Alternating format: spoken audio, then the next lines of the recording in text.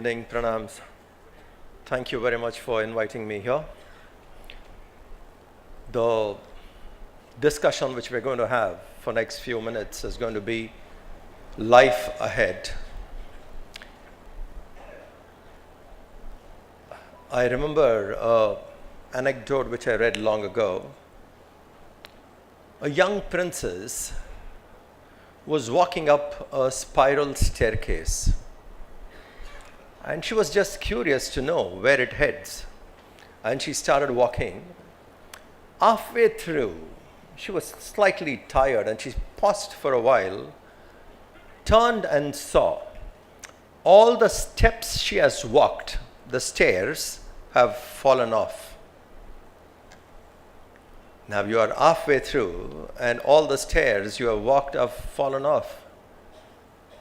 And she was waiting there for a while and made a decision that the only option left is to keep moving forward. And she started walking wherever it was taking her. How many steps have we walked so far? 10 years, 20 years, 30 years, 40, 50. Please think the number of years we have journeyed in our life. We can't go back. Not a day we would get out of it. So every step which we take further is important. Every step, because what is done, what is gone is gone. Only way is further, going up. So at least now, whatever is left, whatever be the number of years left, let's take those steps. Let us cherish every step. Let us be happy at every step. Let's live life well. For this, we need certain readjustments in our inner equipment called mind and intellect. The outer equipment is the body. The one which actually does things are the mind and the intellect. The mind and intellect needs to be tuned. And if we can get that correctly, then life is a great celebration. Every step forward we would cherish. So few small adjustments is what we need, and that would come by making an introspection of what we are within, not outside. Outside, all of us know what we are. The world around us can tell us how much you have studied and what is your bank balance and what is your property, what is your social status. Everything outside people know. But what we are within, nobody else knows except us. So inner adjustments are important. And one of the main things in life, to enjoy life, is strength. How strong are you within?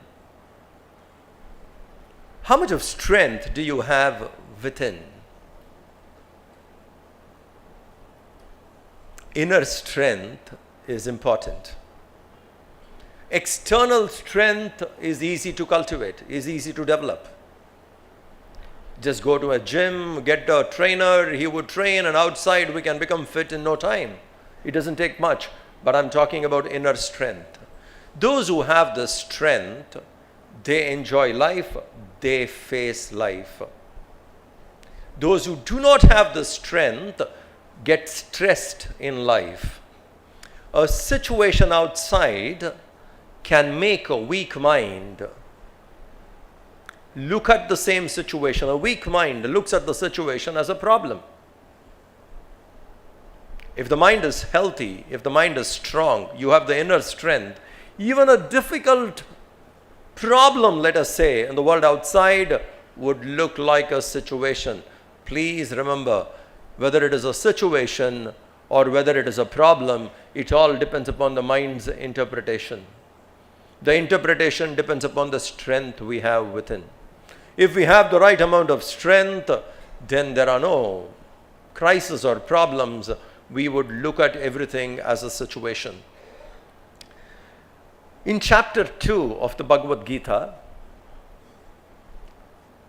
Krishna speaks to Arjuna the qualities of a person who has reached the highest truth, the enlightened.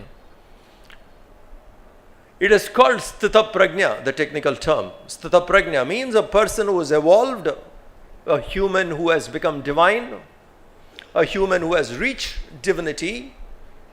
How would a divine person respond in the world? To this question, Krishna goes on answering, and one example he gives, what would be a Sthita Prajna's mind? It's a very fascinating example. We go, let's say, to a place where river meets the ocean. Where a river meets the ocean. Suppose you stand there and see the river flowing into the ocean. How much of water do you think the river would be emptying itself into the ocean every moment? How much of water? Every moment. Let's say Ganga, for example. You go on your Ganga Sagar, wait there and watch the water, Ganges, coming in and pouring itself into the river. How much of water do you think Ganges would be pouring in every moment? What about all other rivers? All the rivers in the world, every moment, how much of them are being poured into the ocean? We cannot measure it. It would be in few billions and billions and billions of gallons and gallons of water entering into the ocean every moment. Ocean has a depth to take it. Doesn't get shattered. It has the depth to accept. So much of water comes into it, it has the depth to accept it. This is called strength. Krishna gives this example and tells Arjuna, Arjuna, this is the strength. A person who has understood the truth has. Whatever can come, they would know to take it. They will not be shattered. They will not break down. Please think how quickly we become unhappy. How quickly. The peace which we wanted it for a long time, somehow we got, how quickly it goes away. Have you noticed? Somebody honking behind you can destroy your peace. You're peaceful, it's a nice day, you have started well, and the guy behind doesn't know, he is in a hurry. He is rushing and he keeps honking and you're irritated. It can be a honk. It can be an expectation. It can be something as small as a smile. You didn't get it and peace is gone. Please understand how quickly our joys are lost. And even if we get it, how quickly it goes away. So we keep getting disturbed continuously from various things in the world. That's not the way to live. We live here by our terms. We live here with our mind balanced. We live here as we want. Let the world offer whatever it has to offer. Let the world say let the world do whatever it has to do. But we must have that kind of a strength by which we don't give up. Those who have the strength will look forward to life. Those who don't have the strength will survive, not live. There's a great difference between surviving and living. Existing and living. Those who have strength will look forward to live. Those who don't have that strength will try to survive. Survive from one incident to another, survive from this year to another year, survive from this to that, it goes on. So most important is the strength which we need to cultivate. How do we cultivate this strength? 2 points I would like to highlight to cultivate the strength, so that we have the strength and we look forward after that. Anything life can offer, we will stand there and take it, not break down, not get shattered, can't be miserable, but we start living. So the 2 points. First point, I'll give you another anecdote. One of the French kings,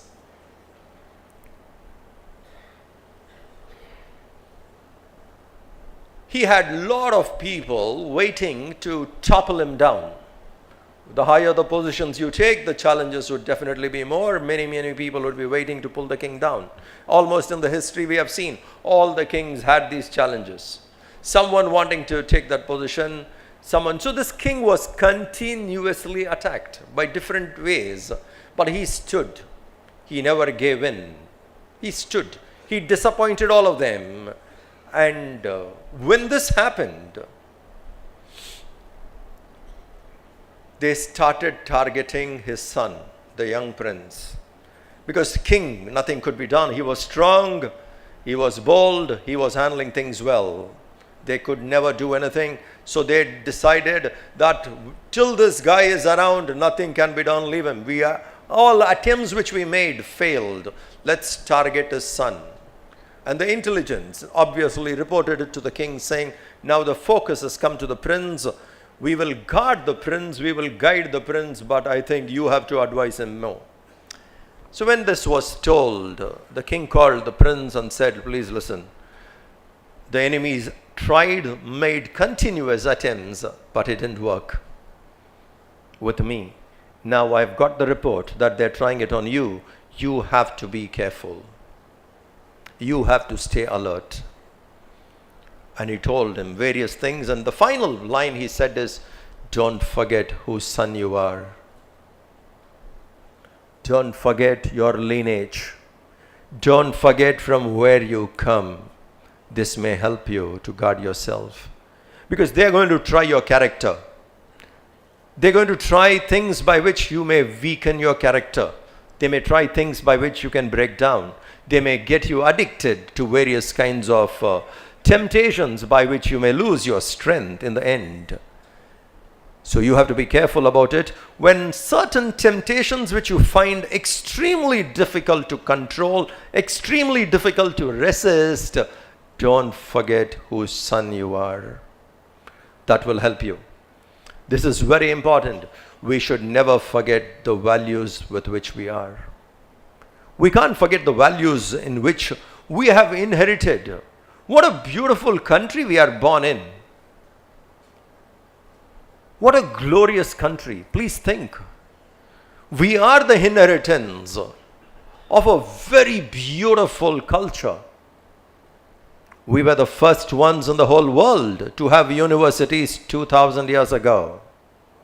Can any country boast of it? Can any nation speak about it?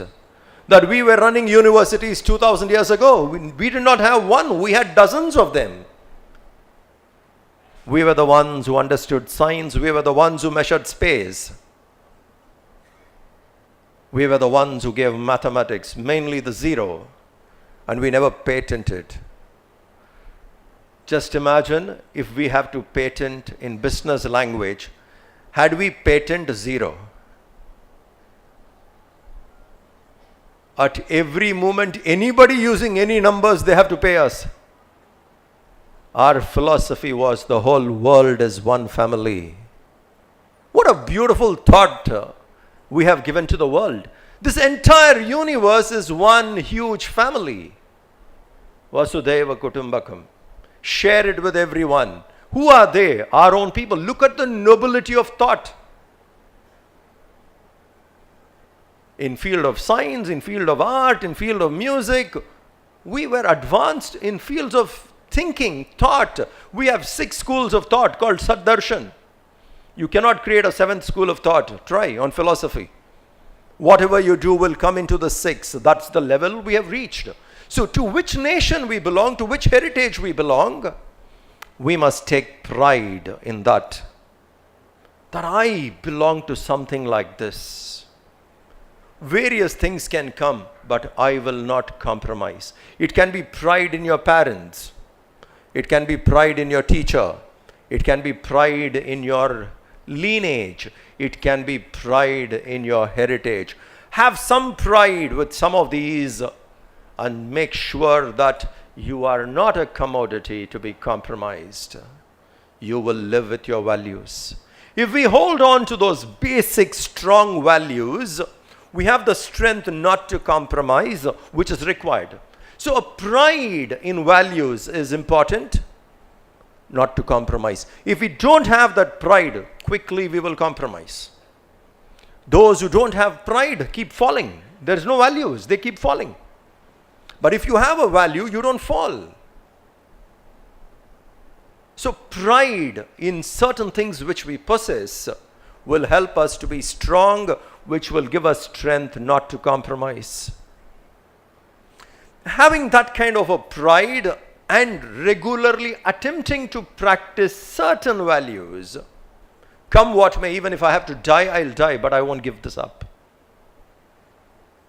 I may choose death, but not to lose out on my value. If we can have this kind of a determination on few values, we have the strength. Even if the world doesn't offer you anything, you would still be happy. Please tell me, what did Subramanya Bharati have when he was living? What did he have? Pride in himself. Pride in the heritage, what he belongs to. Strength he had. Wealth he did not have. When he passed away, not even 4 people came to meet him to take his body and go. They have to search. Nobody was coming because nobody wants to antagonize British. How sad this nation was. A brilliant man passes away, who stood for us, passes away, and nobody even comes forward. But Subramanya Bharati was happy. He did not have the wealth, but he was happy. A state of mind of being happy is more important than the material things we flaunt around. Think. The king asked him, I'll offer, you just become my poet in the court. Write songs in glory, glorifying me. The king said. He said, no. I'm not meant to do that. I will not do it. I was not born to glorify you. Why would I do it? Stood by his values. Did not get material benefits, but Bharati was much more happy, isn't it? Than those people who have got various things. If we have that strength and we don't compromise, even materialism is not around us, our happiness is not stolen away. Our happiness remains with us. Please think. Can we allow someone to steal away my happiness? I did not get something in the world. I become unhappy. How sad. It's not in the object. It is you. Not that you have happiness. Happiness is you. Satchitananda Swarupoham. My real nature is happiness. I am happiness. And I beg for it in the world outside. Don't have strength to live life. Let's understand. This is our nature. We should not compromise. Let's hold on to our values. We'll have the strength needed. And once that strength is there with us, we don't compromise. We live well. Second point. One is values. Get back to the basic values. Take pride in what you have, to what you belong. Somewhere it should be. Either the teacher whom you met, or the nation to which you belong, or to the family from which you come, somewhere take that pride. I belong to something so noble, so glorious, I will not stoop down. That kind of a values, if you have, that helps definitely, number one. Number two, you see I have a mala in my hand. We do japa with this. This is a beautiful Hindu practice, which almost all religions around the world has taken it. And it's so beautiful that this is one commonality we see in various religions. Jains do it, Sikhs do it. Buddhists do it. Islam followers have it. Christians do it. Japa. Please understand why in all religions a particular practice is taken, which is really common across the whole globe.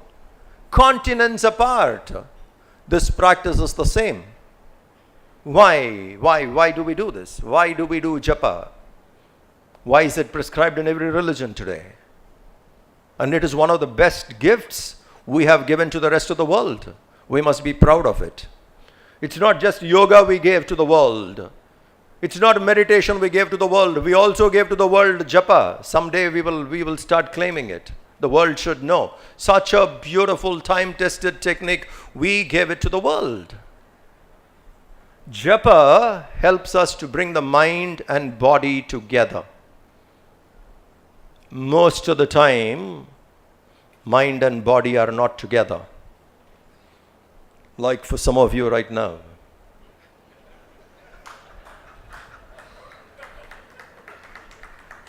Those body and mind here clapped.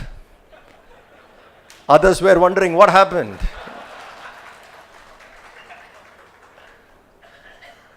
Most of the time, mind and body are divorced. They're separated. They're not together. Body is sitting here, mind is somewhere else. How do we live life like that? How much do we observe? How much do we swallow when we go around? You're walking around and there's a beautiful sunset. Do you watch it? Do you notice it? Do you hog its beauty?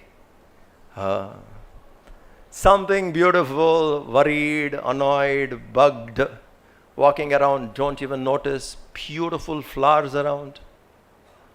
It cares for none. The flowers just blossom. Are we watching them? No, it's beautiful. It's creation. It's divine by itself. We don't see. We hardly live. We live in preoccupations. When we do japa, we bring the mind and body together. Please remember that.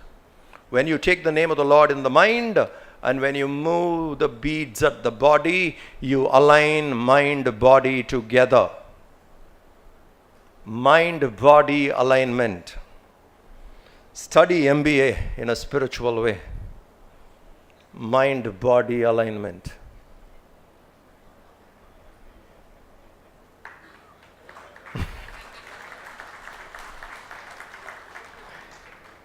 Mind-body alignment. If we do this, we live here. When we live here, we are energetic. We are strong. When we live in past or in future, worried, anxious, drained out, please remember, every thought that rushes in our mind takes away our time, takes away our energy, lost. Every thought. And almost 60,000 thoughts run in our mind daily. Wayne Dyer has made this analysis. 60,000 thoughts run in our mind daily. What a factory. What a production. 60,000 thoughts. And every thought that runs in the mind, mental energy is drained away. If you stop allowing this flow, reduce this flow, bring the mind and body together, the thought flow reduces.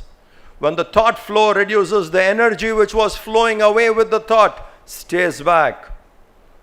You become mentally strong. Japa helps us to become strong, but we have forgotten it. We have given it to the world, but we have forgotten it, isn't it? It's our gift to the rest of the world. It's a time-tested technique of bringing mind and body together. It aligns. Start today. Don't wait for tomorrow. How should I start? Choose the object of your reverence. The highest reverence you have in life for anything, choose that. Because when you think about something which you have great reverence, mind gets tamed. That's why we generally say the highest reverence we have would be for the Lord. So we take the name of the Lord. Sri Krishna, Sri Ram, Om Namah Shivaya, Saraswatyai Namaha. The highest, or what, whichever, Buddham Sharanam Gacchami, Satnam Vaheguru, whatever is each one's object of reverence, choose that. Once you choose that as your mantra, every time when you take it, the mind, because of its reverence, calms down. It calms down. So regularly doing it in the morning and evening will start helping us to align the mind-body together.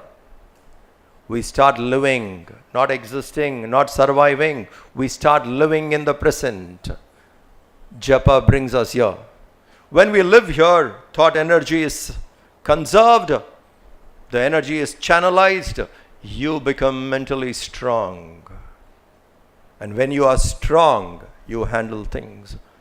Just see, I'll give you a few examples. When some of our Sikh gurus were tortured to death, and then you have to really read it to believe what I'm talking about. Some of them were put on cauldron, burning. And they stood by their faith saying, we will not convert. Lived by it. How did they have strength when you are being burnt? They had the strength to stay by it. How strong we can be. It comes from japa. Ramana Maharshi, recent times, he refused to take an anesthesia. He said, no, it doesn't permit what I have chosen. And he had cancer and they need to operate. He said, go ahead and do. But no anesthesia on my body. Body being cut, and he didn't take anesthesia and he lived. Look at the strength which we can have. It comes from japa. So values and japa is like actually going back to the basics. If we can start doing this regularly, we will have strength. Then the staircase can go as higher as it has to go. We will not look back. We look forward. We look ahead. And that's how life should be. The life ahead should be of our terms. It was nice talking to you. Thank you very much. Best wishes.